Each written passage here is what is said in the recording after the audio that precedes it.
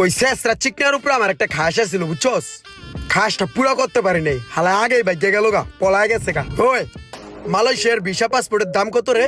Visa passport বেশি না, আহা মিলাইয়া 1 লাখ টাকার মতো পড়া যায়। 1 লাখ টাকা পড়ে যাবো না?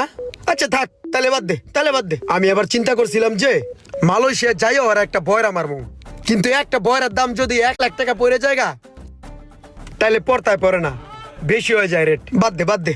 তবে মামা হাল ছাড়বো না, বুঝুস নাই?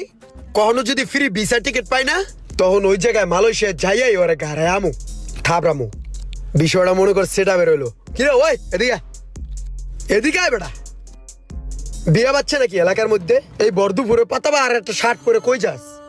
আমার এরিয়ার মধ্যে বিয়ে বাচ্চা গেছে আর আমি জানি না। দেই তোর চশমাটা বাচ্চু ভাই রাখে দেই। লইছি যা, চায় রইছিস কে? ইটস মি বাচ্চু ব্রো, যা।